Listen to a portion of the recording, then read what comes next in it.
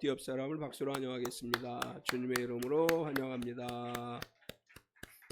우리 서로 축복하겠습니다. 몸은 건강하게, 마음은 평안하게, 삶은 행복하게. 예, 날씨가 풀리는 듯 하더니 다시 좀 쌀쌀해졌습니다. 그럼에도 불구하고 주님 품 안에서 건강하고 평안하고 행복한 하루하루 되시기를 축원합니다. 아멘. 우리가 이 땅을 살아가면서 가장 필요한 것이 뭘까라고 이야기할 때 물론 산소가 가장 필요하죠. 산소가 없으면 호흡이 멈추는 것이기 때문에. 그럼 그 다음에 우리에게 무엇이 필요할까라고 생각할 때 빛이 그 다음에 필요하죠. 사람은 살아가면서 늘 빛을 따라 살아가게 돼 있어요. 빛이 없는 어둠에서는 사물을 분별할 수도 없고 방향을 찾을 수도 없고 아무것도 보이지 않기 때문에 불안해질 수밖에 없고, 그래서 사람은 누구나 빛 가운데 살아갈 수밖에 없습니다.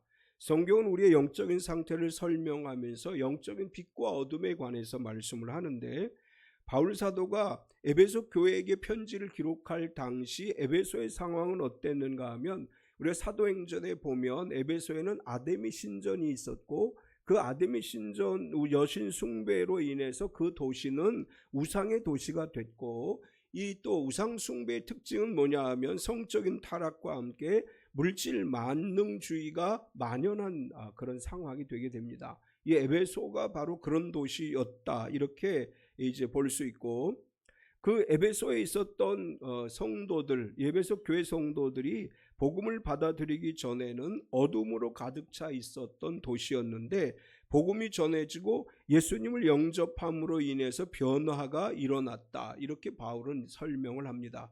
8절을 보면 너희가 전에는 어둠이더니 이제는 주 안에서 빛이라, 빛의 자녀들처럼 행하라. 여기에서 바울은 아주 중요한 표현을 썼습니다. 우리는 일반적으로 어둠에 속한 사람들, 이제 이런 표현을 쓰는데, 바울은 여기서 뭐라고 표현했느냐 하면 너희가 예수님을 믿기 이전에는 어둠이었다, 이렇게 얘기를 해요. 그러니까 어둠에 속한 것과 어둠이었다고 하는 것 좀 뉘앙스가 다르죠. 그러면서 이제는 주 안에서 빛이라, 너희가 과거에는 어둠이었었는데 예수님을 믿음으로 말미암아 이제는 너희가 빛이 되었다, 이렇게 바울 사도는 우리에게 이야기를 합니다.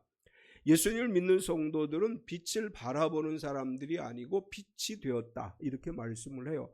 우리가 빛을 바라보고 빛을 따라가는 삶의 그 범위를 넘어서 영적으로는 예수 그리스도가 나의 구세주이심을 믿는 모든 성도들은 빛으로 바뀌어졌다, 이렇게 표현을 했습니다.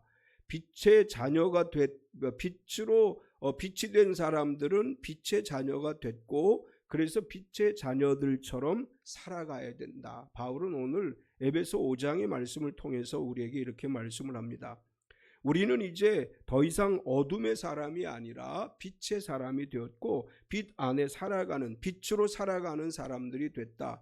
그래서 바울은 오늘 본문에서 이렇게 우리에게 이야기를 합니다. 이제는 주 안에서 빛이라. 오늘 이 제목으로 말씀의 은혜를 나누려고 하는데, 주 안에서, 이제는 주 안에서 빛이라, 이 말씀 속에서 하나님은 바울 사도를 통해서 우리에게 뭘 얘기하시려고 하는가 하면, 첫 번째로 사랑을 받는 자녀같이 살자, 이렇게 말씀을 합니다.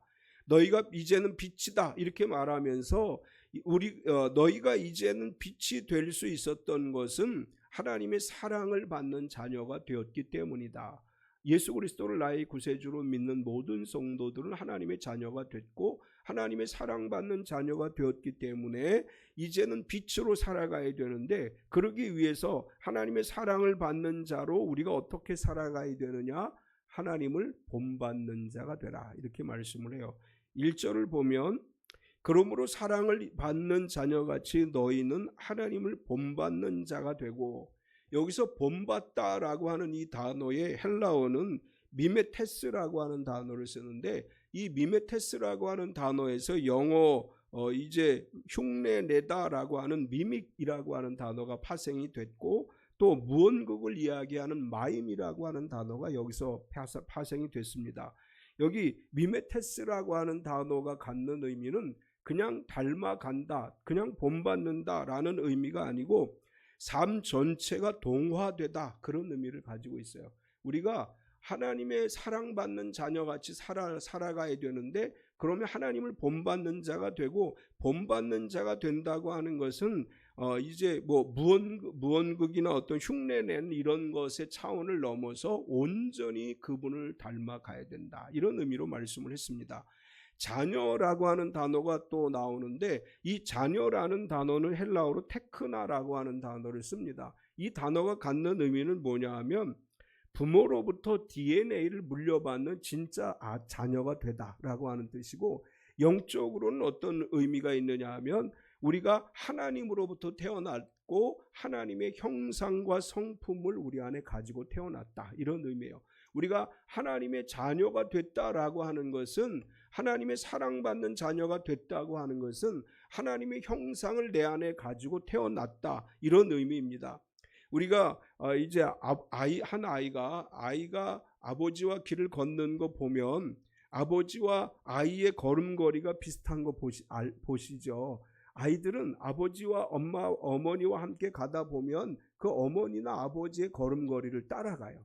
이것을 닮는다라고 얘기하는 것이고 본받는 것이다, 이렇게 말할 수 있습니다. 아버지가 자녀에게 야, 너 나 따라서 해, 내가 걷는 대로 걸어, 내가 손짓하는 대로 손짓해, 이렇게 말하지 않아도 스스로 따라가는 거예요. 닮아가는 거예요.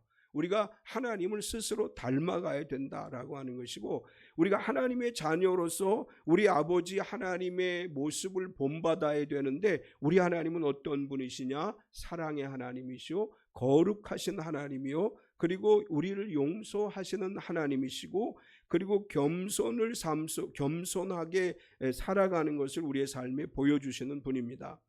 우리가 율법적인 신앙으로 살아가는 것이 아니고, 하나님 아버지의 그 성품을 닮아서 하나님 아버지께서 성경을 통해서 우리에게 보여준 그 모습대로 우리가 살아가야 된다. 우리가 살아가는 매일매일의 삶 속에서 늘 나는 하나님의 자녀이다 라는 인식을 가지고 살아가야 됩니다. 직장에서, 가정에서, 모든 관계 속에서 나는 하나님의 사랑받는 자녀이다, 이 인식을 가지고 우리의 삶을 살아가게 될 때 우리의 삶의 변화가 일어날 수 있습니다. 따라서 하나님을 본받는 자가 되는 사람은 어떻게 살아가느냐? 사랑을 받는 자녀같이 사랑 가운데서 행하라, 이렇게 말씀을 해요. 2절을 보면 그리스도께서 너희를 사랑하신 것 같이 너희도 서로 사랑 가운데서 행하라. 그는 우리를 위하여 자신을 버리사 향기로운 제물과 희생 제물로 하나님께 드리셨느니라. 우리가 하나님을 본받기 위해서는 어떻게 해야 되느냐?